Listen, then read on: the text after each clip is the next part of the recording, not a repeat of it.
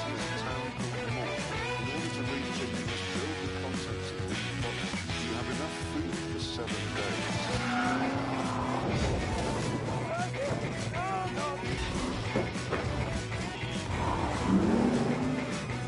Well, it's not such a serious situation. It would be a good laugh.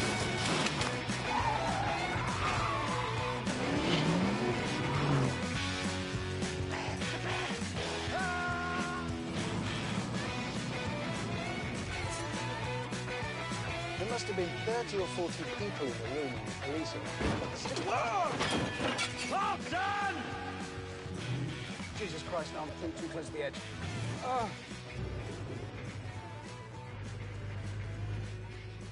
Let's sing a song. No.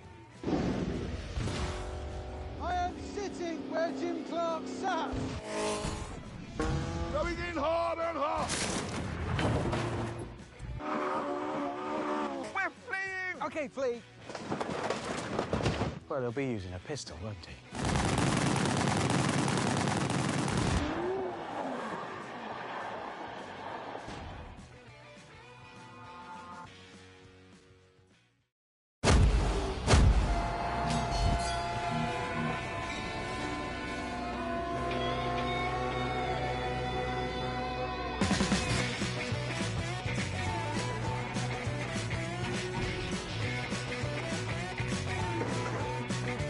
Is that Barry?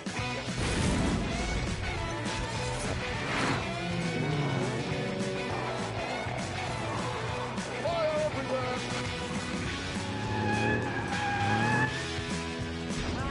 He's gone!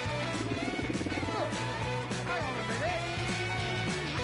The nearest civilization is a town called Moore. In order to reach it, you must build the contents of these boxes. You have enough food for 7 days.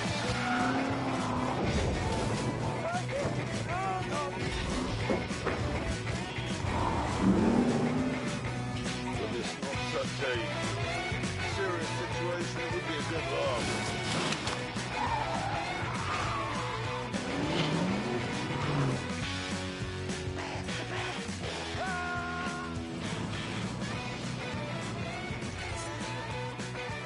There must have been 30 or 40 people in the room when the police arrived. Clarkson! Jesus Christ, no, I'm too close to the edge.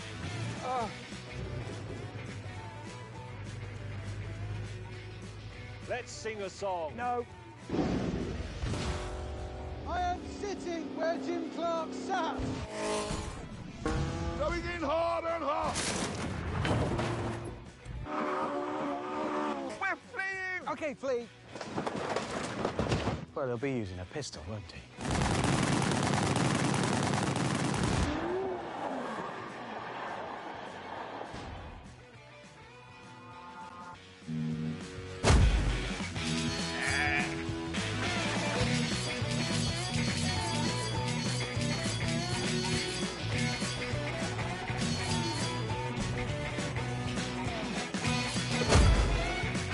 Is that Barry?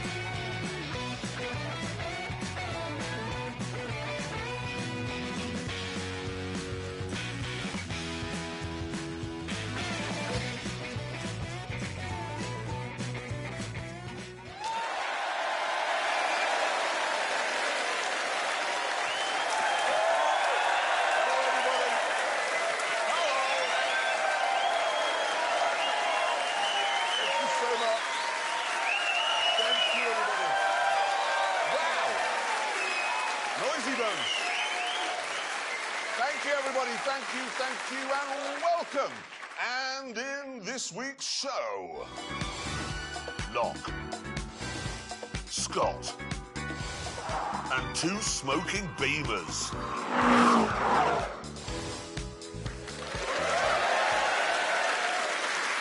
Now, thanks everybody. Thank you. Now, I want to begin by talking about money. Bear with us on this one. You see, if you'd put £35,000 in a saving account in the year 2000, you'd now have around £60,000. However, if you'd put that same £35,000 into an E-Type Jaguar, you'd now have £100,000.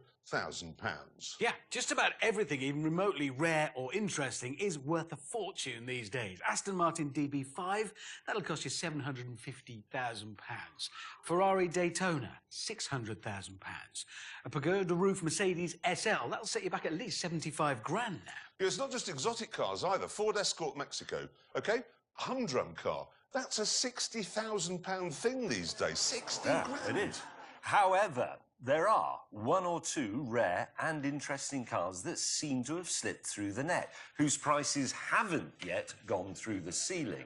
So we decided to get out there and see which of us was best at spotting that investment opportunity. Exactly. So we each bought a classic car. And then to see which one of us had got the best deal, we took the grand tour to what one of our producers, who's Scottish, always says is the best, most beautiful place on Earth. Scotland.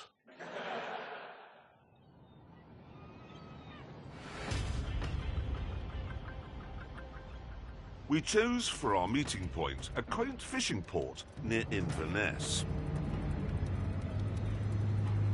And I was the first to arrive in an Alfa Romeo GTV6.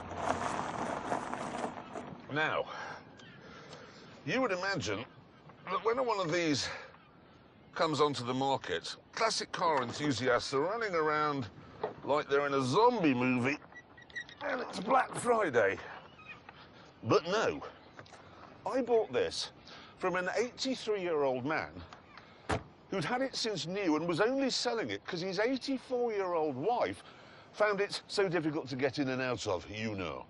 It's only done 26,000 miles, and yet it cost £10,000. And £10,000, that's a round of drinks in the world where this sort of thing belongs. Oh, hello. James May in a Lancia Gamma Coupe. It's one of the prettiest cars ever made, but don't tell him I said that. Morning, May. How much? £13,500. Oh, so £3,500 more than I paid for this vastly superior Alfa Romeo. Well, £13,500 is a bargain for a car that is coach-built and extremely rare and beautiful. But it isn't exotic like this is. What do you mean it's not exotic? That is a better-looking car. What is this? Yes! It is superb. It's not superb. I tell you what's not superb. Richard Hammond arriving in a Fiat X19. How much? £2,250. Somebody saw you coming, Hammond. What? For a baby Ferrari? 2,200... Did you just call it a baby Ferrari? He did. Because it is mid-engined Italian. It's exactly what it is. Well, listen to that sound. I know. That is the reassuring sound of tin on Russian steel. It's a light, bright, effervescent sound just like the car. How many colours has this car been? It was black, then it was red, then it was white, then it was pale blue, and now it's purple. I'd like to add, actually, it's not how many colours has this car been, how many cars has this been? Well, quite. It's now going brown. Brown, yeah. All right, then, I'm not going to turn around and try and work out which Alfa you've bought. The best Oh, Alfa. it's a GTV6. Exactly. Yep. Why has it got this plastic bit in the middle of the bonnet? Genius. The engine in this car had a small issue. It used to backfire, well, front fire, actually, and blow the top off the engine, yeah? So that would damage the bonnet, so they put this plastic panel, which was easier to replace. Why didn't they stop it backfiring? Oh, don't be ridiculous. They were busy. Lazy. Yes, let's not get bogged down with some of the Alfa's minor design flaws. Disasters. Because all three of us have got classic cars. I have, yes. For good money. Mm-hmm. We're in Scotland, so why don't we take them on a drive in Well, let's be honest, Scotland is just a road trip. Well, I agree. we could, while we're here, we could do the NC 500. Which, I mean, that is supposed... Voted by Condé Nast Traveller magazine, voted it the best road trip in the world last year. Locks, mountains, it's just... All the pretty bits, yeah. No, it's all the best bits of Scotland, right? Yeah. 500 miles round the north coast of Scotland. In Italian exotic That cars. would be... Oh, hang on. What? Text. Yeah. Mr. Willman. Mr. Willman. It says, those cars will not do 500 yards, leave alone 500 miles. So I've provided 3 backup vehicles which you can use to get home when they go wrong and catch fire and explode. I was wondering what they were. Funny. How did he know we were going to do 500 miles? That's a good point, actually, because Hammond's only just suggested it. Eventually, we cleared the fishing port and found ourselves on the open road, where we could get down to the business of enjoying our pedigree Italian classics.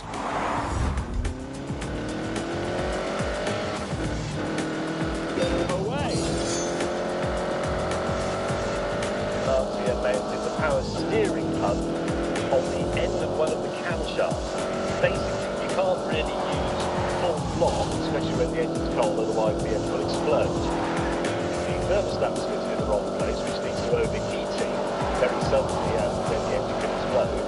And there was a problem with the gasket materials, which causes the coolant to mix with the oil with engine exploding sort of results.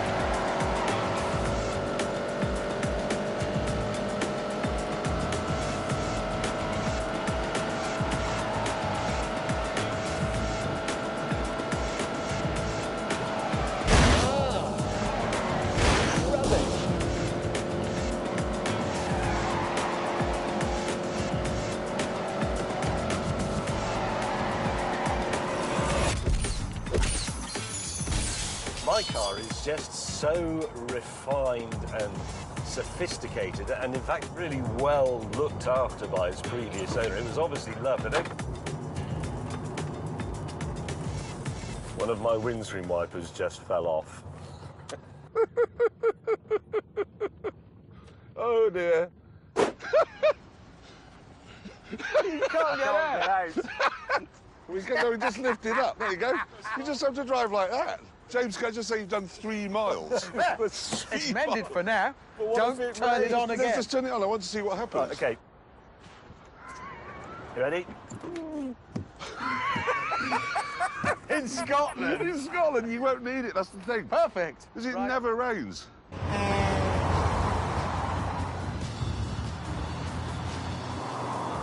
Meanwhile, in the GTV6. Oh no, what's that? Third. Right, good. Third.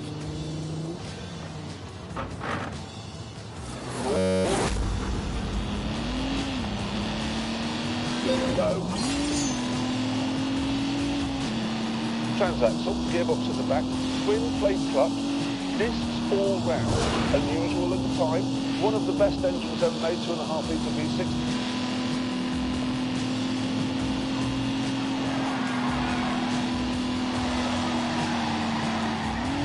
Whoops.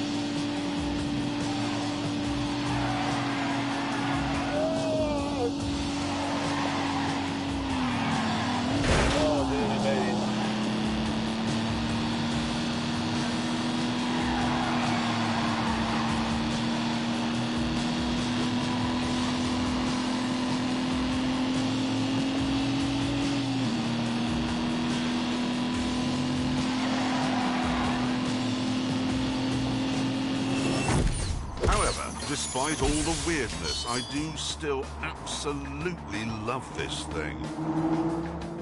It was my ownership of a GTV6 that taught me what cars are all about.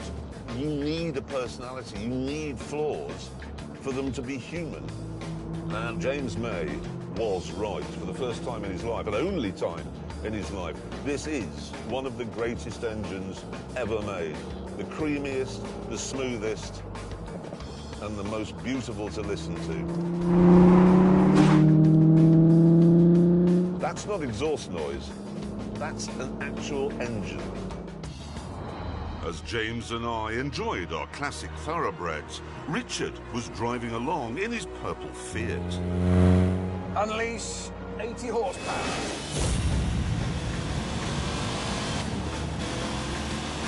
We're off. One slight complaint about the Fiat, the pedals are very, very small and very close together. And if you try and operate them with, let's say, your feet, you'll find that your feet are too big. Really, you just need to use a toe on each.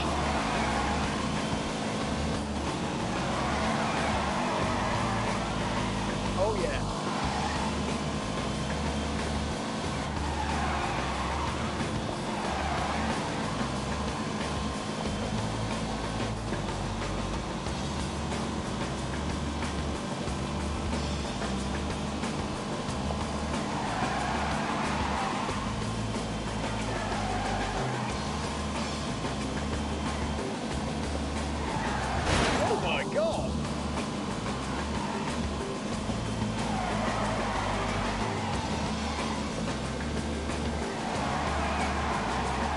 This is really it.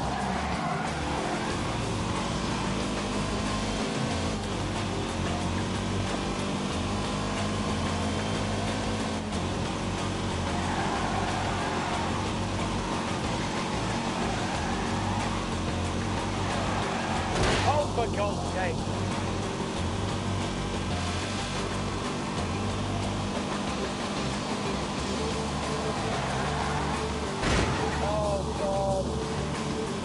Come on, come on, come on.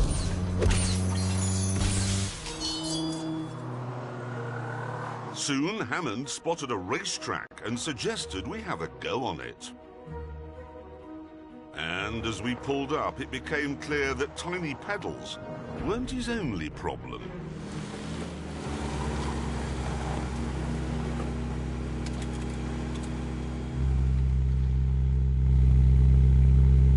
That's quite high revs. Yeah, idle's quite high, yeah. Is that its idle speed? Yes, it's keen. Since this was actually a go-kart track, it was too narrow for car racing. So I decided we should have a drifting competition.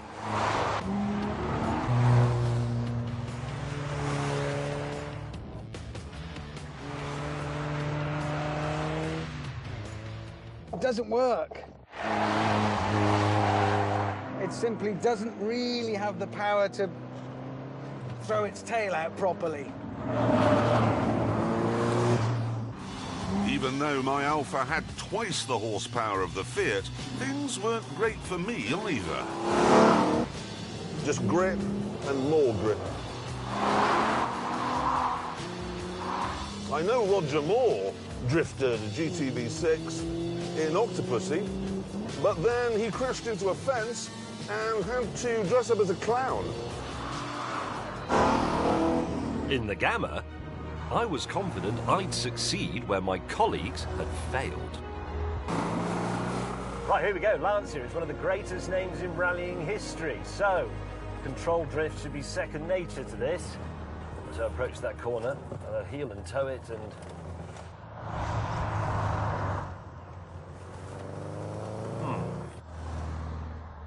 Brake, lift off. No.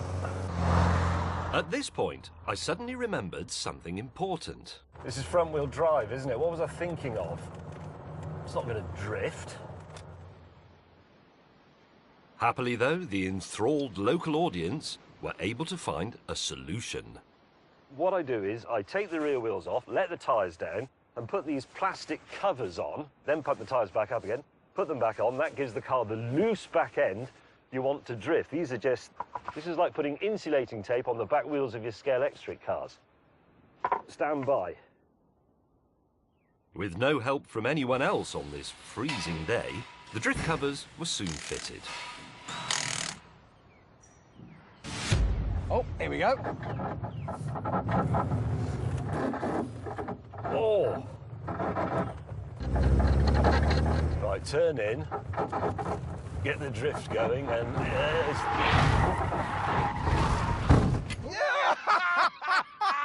This entertainment went on for quite some time. go.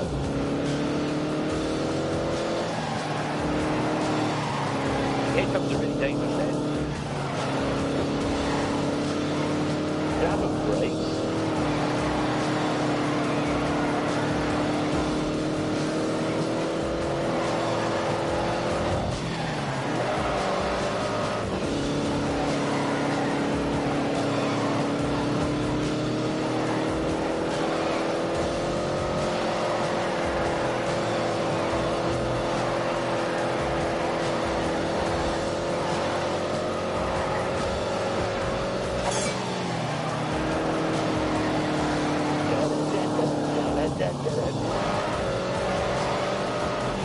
Quite slow there.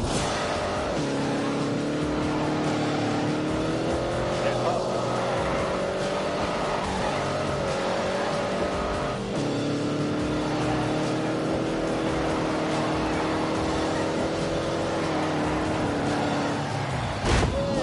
Hey, full throttle.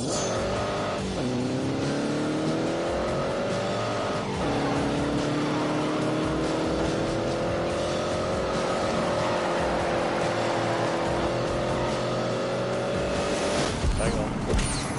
And hold it. He's turning the steering wheel! Yes, Turn the steering wheel! He did a thing to it. Yes. This looks like a lot of fun. We're going to do that. We're going to try it. Oh, no, there's the only set. What are those things? Yeah, they're the only set, so we can't do it. Well, no, we can make some.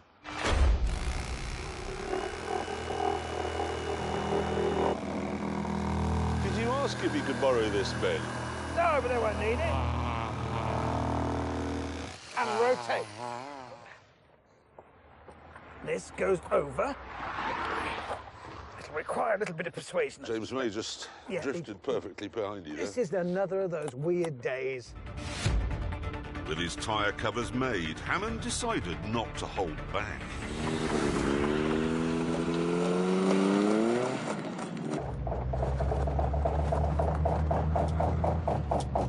Oh, this is going to be...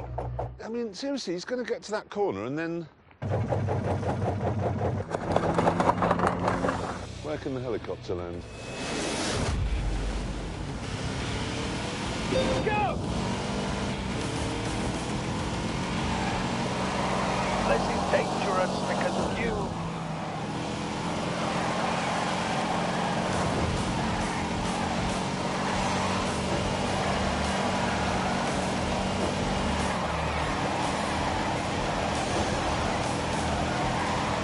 Give me everything you've got.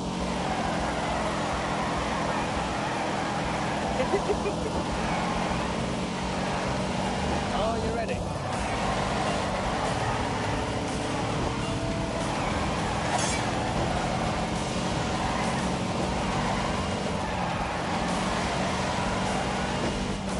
Going.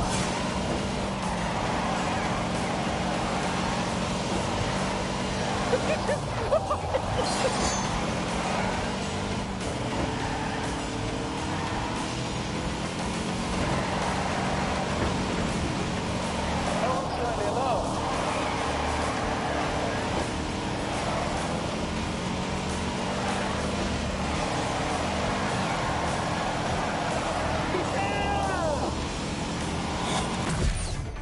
Let's just try again. No, that's fallen off. That could be interesting. And I am turning in. Drifting. Oh, no, I've got no steering. Annoyingly, Hammond's dismal failure didn't stop him fitting his ridiculous contraptions to my precious Alpha and insisting that I have a go. Think of the trouble Alfa Romeo went to make this car exquisite. Think of the trouble that Pirelli went to make the tyres grip properly. And then along comes Hammond with the bin. Here we go.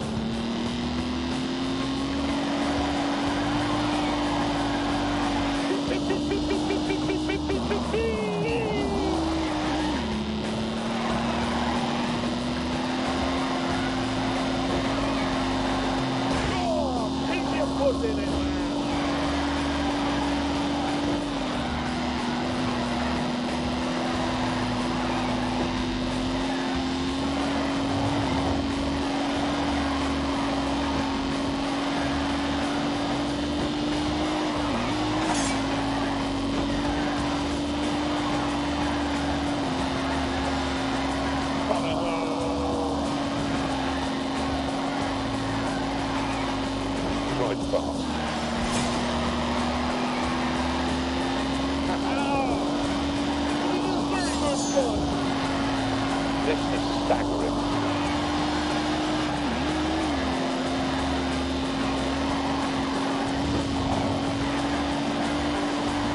Oh God, that looks tricky.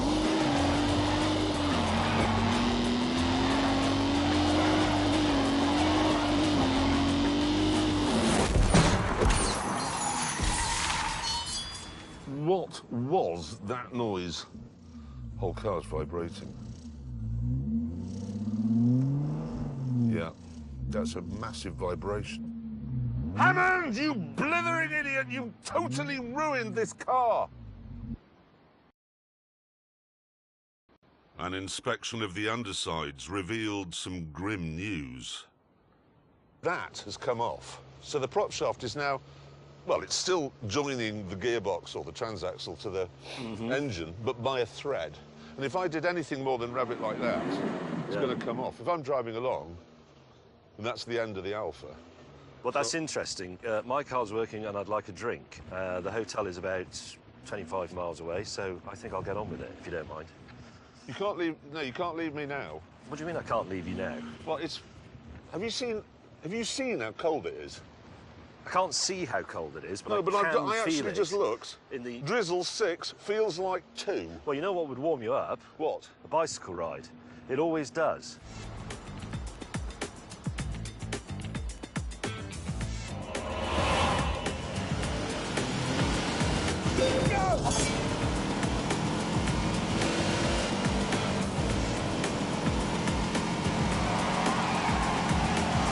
Oh my God.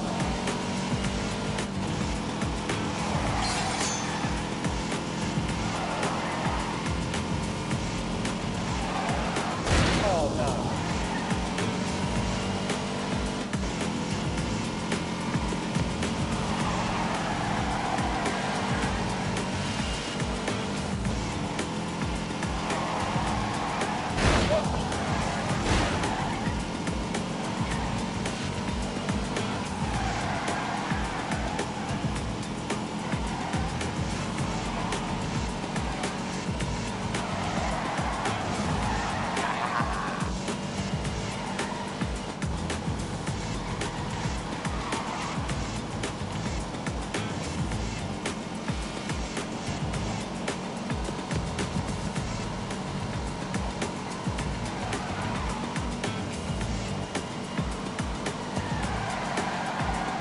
Oh my God!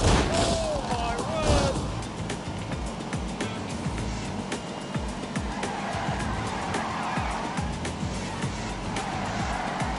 Oh.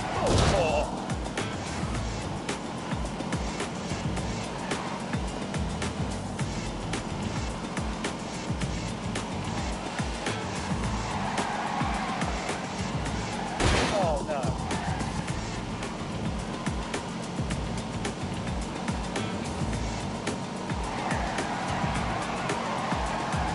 Oh God. 20 miles. do this. Freezing, middle of nowhere. Hey, Richard the Hamster Hammond. Is your car warm and dry? I'm just checking. Yeah, I'm warm and dry. You warm and dry? I'm very warm and dry.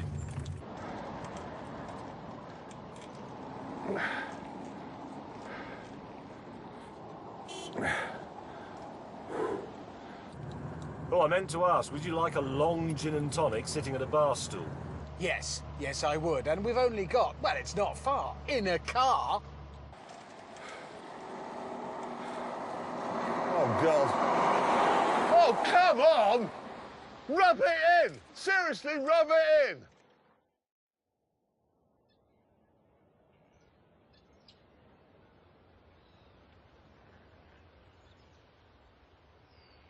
We're going to need to rehearse it. What? Well, what we say when he's found... Look, so we're on Breakfast TV, you're on the sofa, yeah? Oh, okay. Good morning, and with me now is James May, that's how they speak, who has just learnt of the sad demise of his co-host and colleague, Mr. Jeremy Clarkson. James, how do you feel that his body was found in a ditch with a bicycle this morning? Was it? Yes. No, that's not right, is it? No. Sorry, could you do that again? James... This is radio, OK? Good morning, 9:05. James May is with us. We only learnt this morning of the sad demise of... Oh, bugger. What? All of that rehearsing, mate. Waste of time.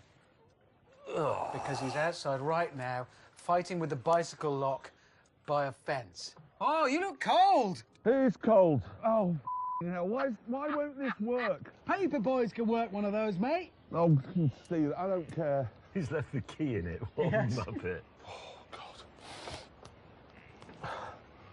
Come on. Hammond! Hammond! Hammond!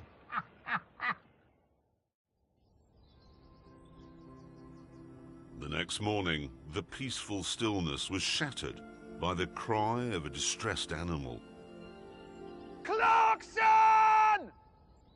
Clarkson! Where's my roof? Right. Bastard!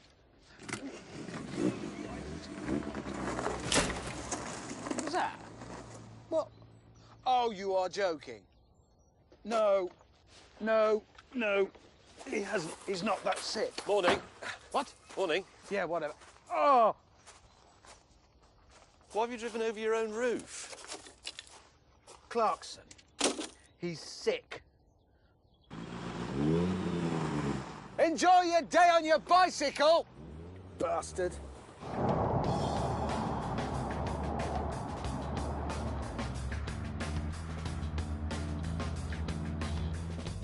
Well, I'm cold now, obviously. Borrowed a jacket from a cameraman. He's 6'3" and 18 stone. I'm in a small, stylish Italian sports car. Supposed to be looking good. I look like a frostbitten gnome. Rotten trick, that. I wouldn't stand for it. The only thing that worries me is he might get some exercise on his bicycle. Ha ha ha! Do you think he's already just become one of those embittered cyclists who hates anybody who's got a car? Oh, jeez. What? Oh, come on!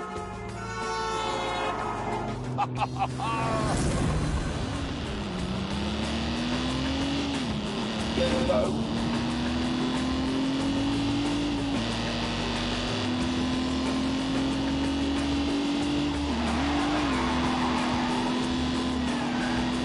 Oh, my genius!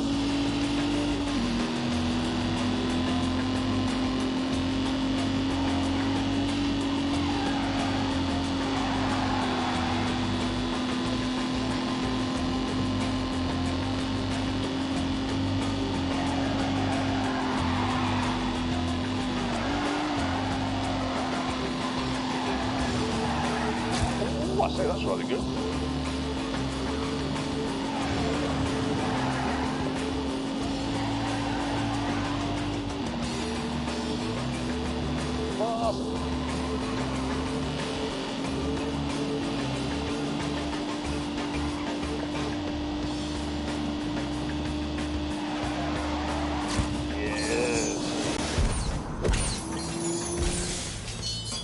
He did not mend that.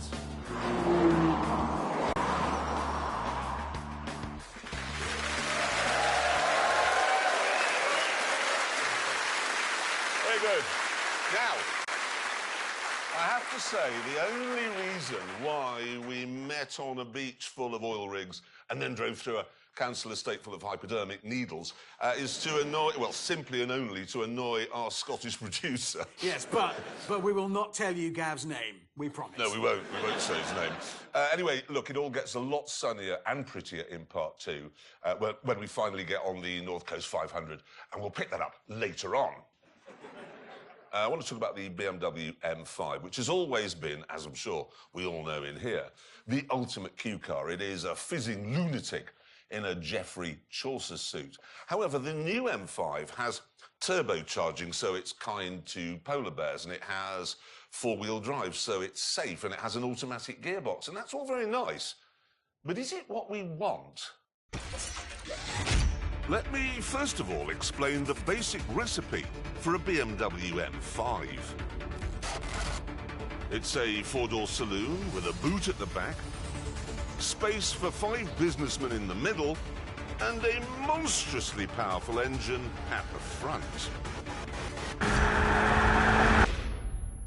That's the main thing about an M5. It must be extremely fast.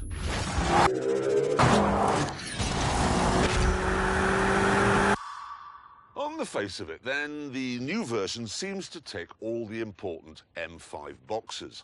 It's sensible, and thanks to 592 horsepower, it is Ferrari fast. But what about the turbochargers and the automatic gearbox? And what about the all-wheel drive system? Does all that mean it's no longer capable of being a swivel-eyed lunatic? No, not really.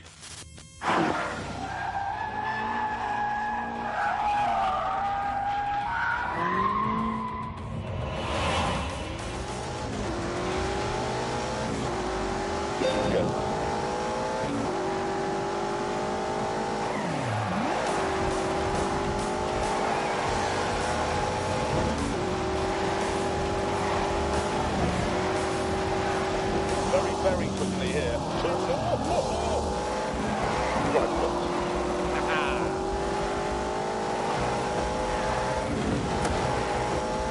Very quickly.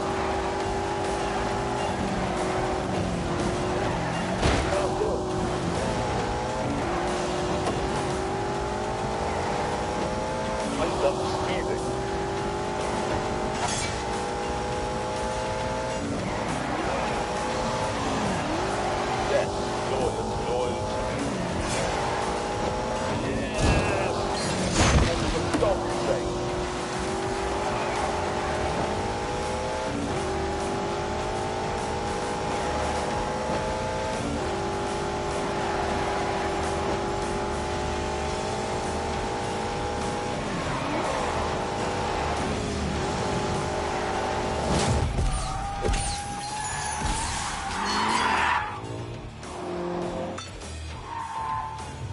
If you want it to do this all the time, you can actually turn off the four-wheel drive system. Seriously, you can turn it off. Just have it in rear drive only. Behave like a complete yobbo. Yeah! And that's just the start of the M5's adaptability. You can choose how much traction control you'd like. You can choose how sporty and responsive you want the engine to be, how uncomfortable you'd like the ride to be, how meaty you'd like the steering to be, how quickly you want it to change gear, and what you want on the head-up display. You can even choose what sort of noise you want the exhausts to make. Oh, and look at this one. This menu allows me to choose what fragrance comes out of the air conditioning vents. I can have the Blue Suite, which is a waft of pure water pearls, or I can have this one, which gives me a golden shower of fiery aromas. And this is all very Pacific Rim. It's very CGI, and that's great. But the truth of the matter is that the 50-something businessman who'll buy this car will never change the fragrance setting or any of the other stuff. He'll put it in four-wheel drive comfort mode on day one and leave it there forever. And if he's going to do that, there may be a better alternative. It's made by a German tuning company called Alpina, and it's another take on what a fast BMW should be like. It actually produces 600 horsepower. That's more than you get from the M5. It has more torque too. And there's no nanny limiter. So this will do 205 miles an hour. Does this mean then that on a track the comfort wagon can keep up with the ultimate sports saloon?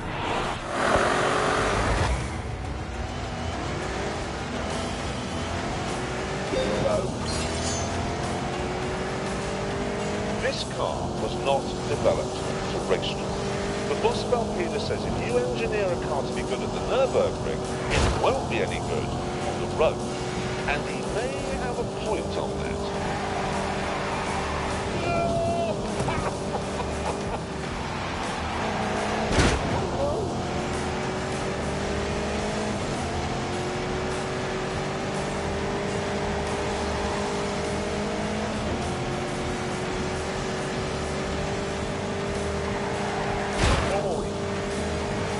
Carefully.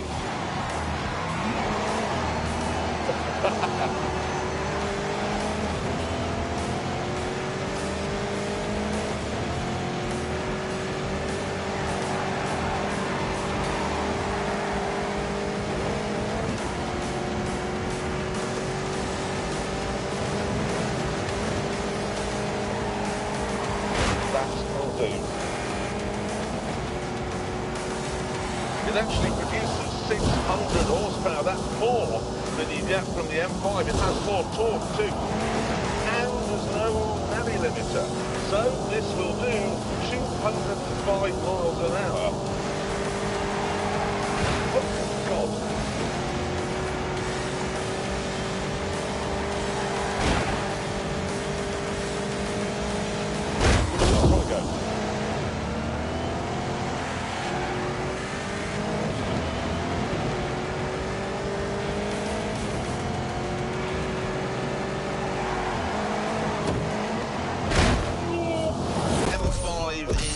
Tauter, more nailed down, more on it somehow. So, on a track, make no mistake, the M5 will pull away. In fact, it is doing. We're both cats, it's just that he's a cheetah and I'm a lion. If then you care about shaving tenths of a second off your lap time at a racetrack, you're better off with an M5. But for going home on the M4 in the real world, which is what I'm about to do, I'd rather use the Alpina. So I shall.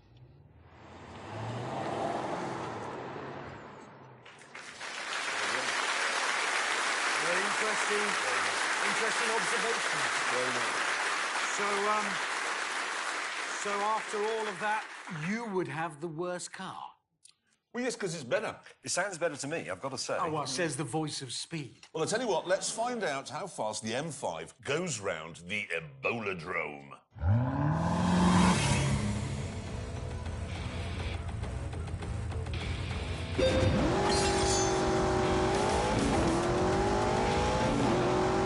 Flying onto the straight there, wouldn't look into it down.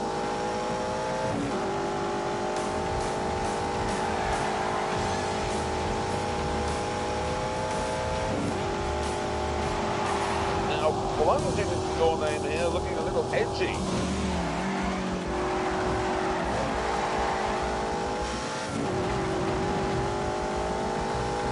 Dabbing off a bit of speed at the midpoint.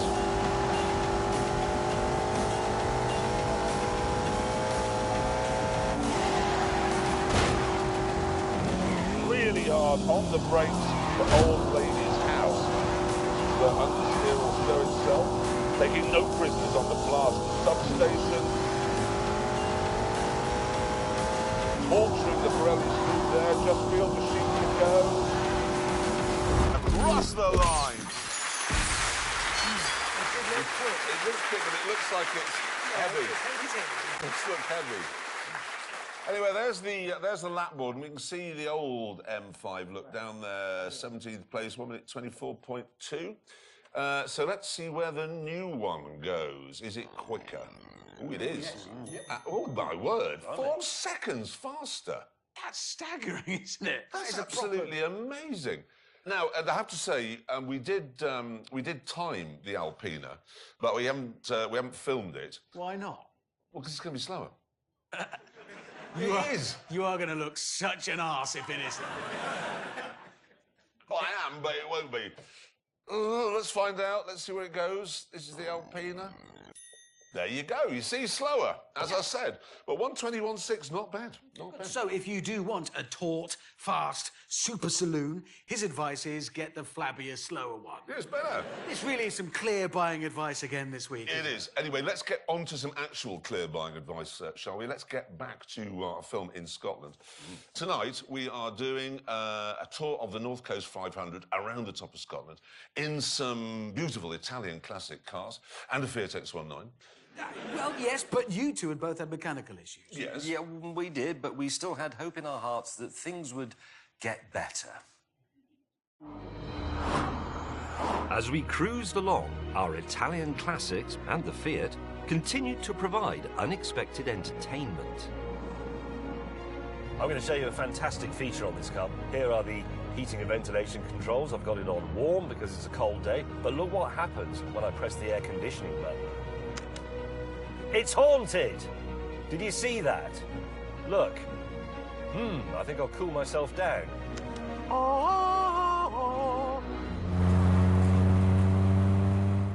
My head itches because of this hat. But if I take it off, I'll freeze to death. Soon, Hammond insisted we stop for a cup of tea to ward off his hypothermia. I've had a thought. That's very uncharacteristic. I was going to say, first time ever. No, this is based on experience and knowledge. Right, problem with the NC 500, we all the way around here. We miss this bit. We're here, right, and we miss this road, which I have driven, and it is breathtaking. Not just the scenery, which is incredible, but the actual road itself. I'm sorry, but if we just go along here... Yeah? We're not exactly doing the NC 500, are we? No, but what if we create our own route and claim it for the Grand Tour?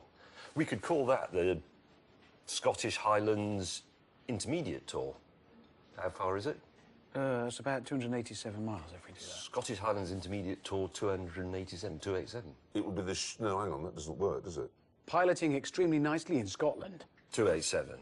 Yeah. The piloting extremely nicely in Scotland, 287. That would do. You see, that's your second thought of the day. It's because of the hat. With the new route sorted out, we set off. And it turned out that it wasn't quite like Hammond had said. It was much, much better.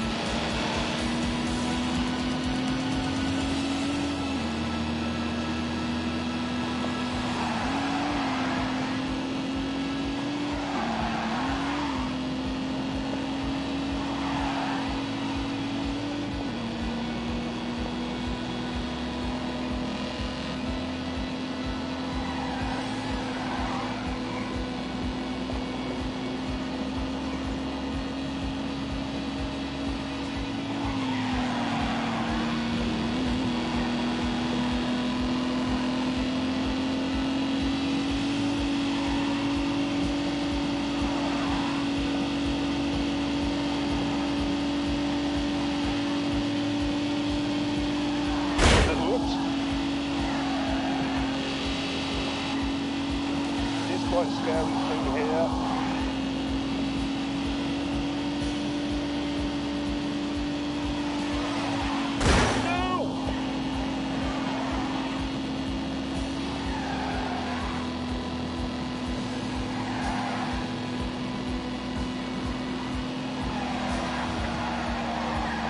Yes.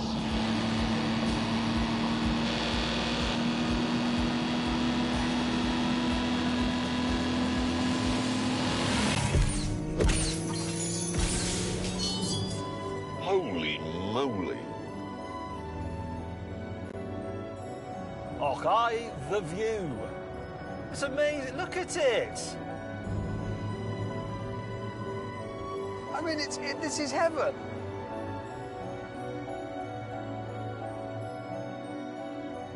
In fact, the moment was so magical, it had taken my mind off something that had been troubling me all day. Today is the 11th of April, and I don't want to sound like Eeyore, but it's my birthday. And those two haven't remembered. All of the crew have said happy birthday. The director said happy birthday. James and Richard, nothing. Ullapool, 26 miles. Ullapool, I might be able to get the prop shaft balanced there. That's quite a big town. Guys, how far are we from the hotel now, do you know? About 30 miles, 35. Well, as it's not late, I'm going to dive into Ullapool and see if I can get my prop shaft balanced. You're gonna what? It's vibrating and it will hurt the car, so I want to just get it balanced up and I'll see you at the hotel later on. That is uncharacteristically conscientious of Jeremy to want to go and mend his car, but it's actually very convenient for me and Hammond. We've got something in mind. The thing is, we hadn't forgotten it was his birthday. And with him gone, we could shoot ahead and set up his surprise party. Balloons coming in. Oh, this is nice. Right. Loosen it off, and that will allow the prop shaft to settle where it wants to settle. While the short-sighted orangutan ruined his car, I was busy in the kitchen. For Jeremy's birthday feast, I am preparing his favourite dish, spaghetti bolognese. But, as it's his birthday and as we are here, I'm going to give it a Scottish twist. Yes, I am doing that. I'd say that is ready. Oh, yeah. That will do nicely. And there it is.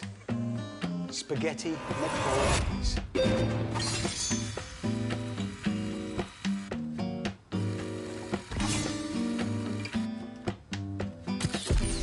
Whilst Richard was battering and deep-frying everything in sight...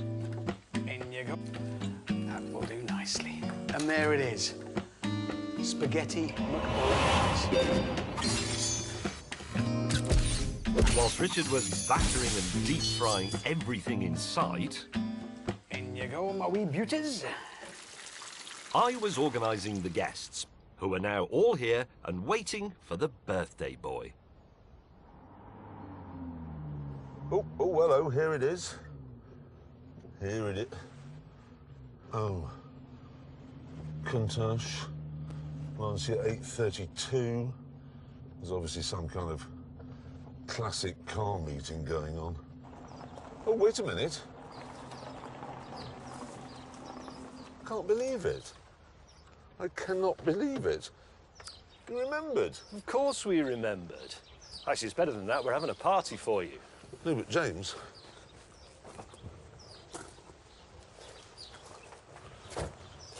There's a classic car meet going on. No, they're your guests. For your birthday party. It's a 3.2 as well. Oh.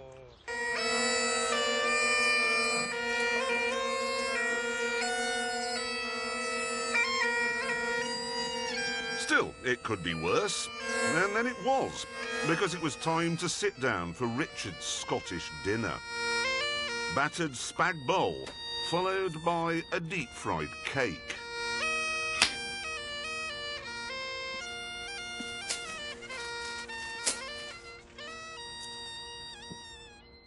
This is the worst birthday party I've ever had. Come on, we made an effort. Anyway, shall I get the bagpipes? The next morning, we were up and on the road, bright and early. This is the first April the 12th since 1972 that I haven't had a hangover. Thanks to the world's worst party organisers, Messrs. May and Hammond.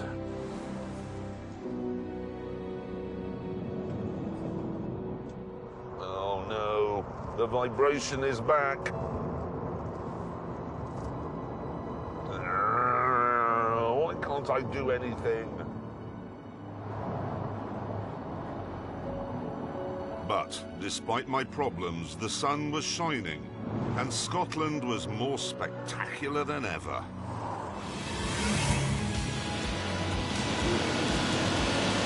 Thank you.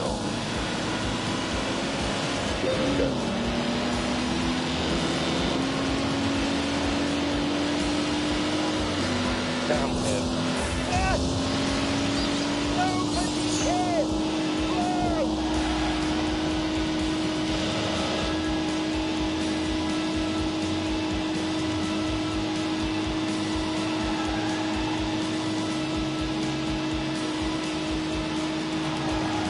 Oh, God. This is a miracle.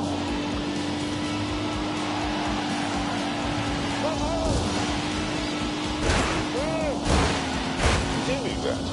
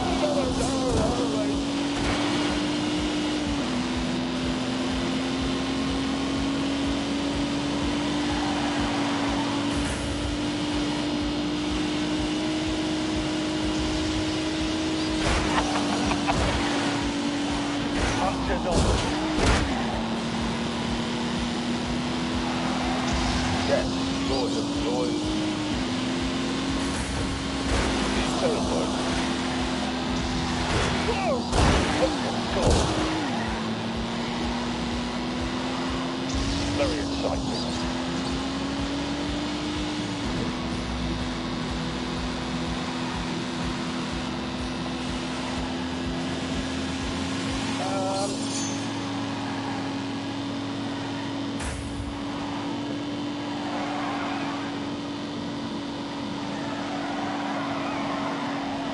For God's sake.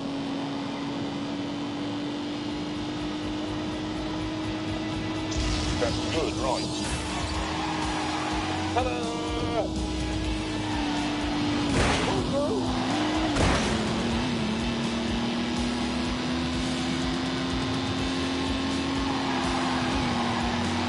Oh, yeah.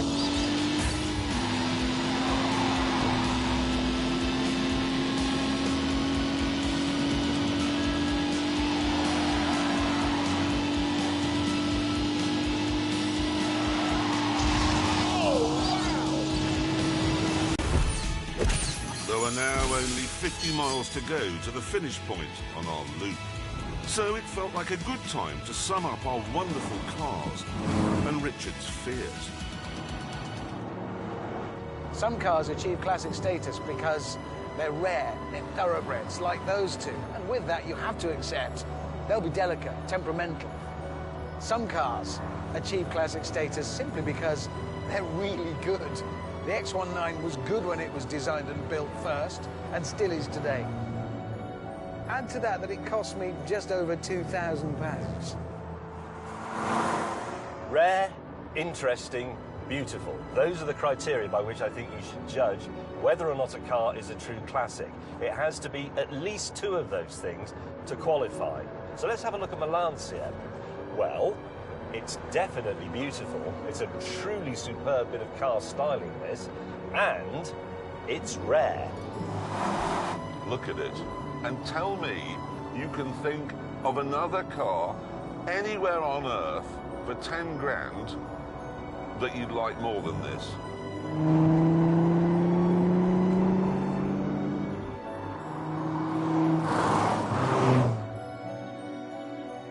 Bidding a fond farewell to Hammond's magnificent penis, we got back to the town where we'd started, Inverness.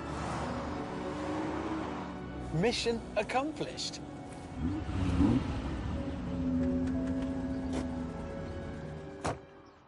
Well, there we are. In just 3 days, we have covered a staggering 287 miles. Well, yours was on an AA truck for a bit of it. Yeah, a little bit. Yeah. But apart from one catastrophic failure that required somebody to drive from Swindon in Wiltshire all the way to Inverness with a spare part. Don't forget that my windscreen wiper fell off as well. Yeah, and one of my headlamps is stuck. Yeah, but apart from those things, we have proved that it is still possible to buy and enjoy a classic car even if you're quite poor. Yeah, we should be proud of that. Yeah, we should. Yeah. With that, back to the studio. Tent. Tent. Because we're quite poor. Yes. Good.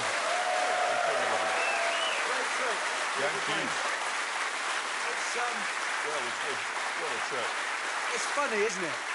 It's funny. Over the years, we have travelled the whole world looking for the best driving roads. Yeah. And it turns out it was just next door all along. I have to say, I don't want to say this in front of our Scottish producer. Do not name Gavin Whitehead. No, I shan't, but that was just about the best drive I've ever had. That road, that scenery, that Alpha. That party. No, not the party, Okay. but everything else was, well, it was perfection. I do agree with you. I thought it was spectacular. But we should get back to the point of this film, which is that you can buy an affordable classic car that is also an investment. Are you sure you want to raise this particular point, James? Why don't you tell the ladies and gentlemen how it worked out with your Lancia? Well, OK, I spent £13,500 on the car, and when I got it home, I discovered that the price of putting it right was only £6,000. So your investment has gone down by 45%. Correct. Yes. Now, my Alpha, as I said in the film, I have brought it home with me. And since we made that, which was April, so 6 months, 9 months ago, it's only cost £8,000 in repairs. So your investment has gone down by 80%. Yes, what about you? 100%. Really? Yeah. Day after we finished filming, the engine blew, car in the bin, all gone. So to conclude then, all of us have lost some money and one of us has lost all of it. Yes, exactly. Yes, that's right, and on isn't it? that terrible disappointment, it is time to end. I'm going home now, in my Alfa Romeo. No, you're not. You live over there. Yeah, we know. Yeah, exactly. Too far. Whatever. Thanks for watching. Take care. See you next time. Bye.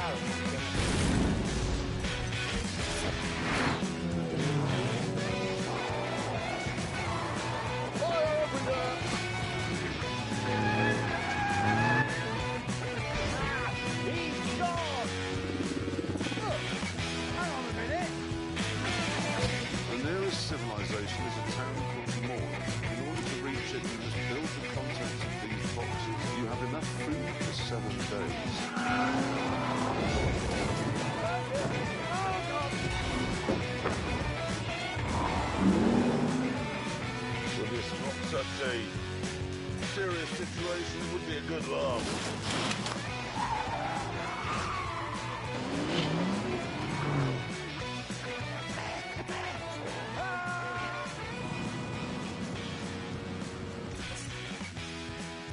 There must have been 30 or 40 people in the room when the police arrived.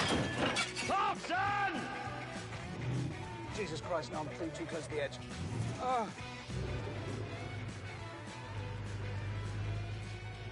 Let's sing a song. No. I am sitting where Jim Clark sat. Going in hard and hard. We're fleeing! Okay, flee. Well, they'll be using a pistol, won't they?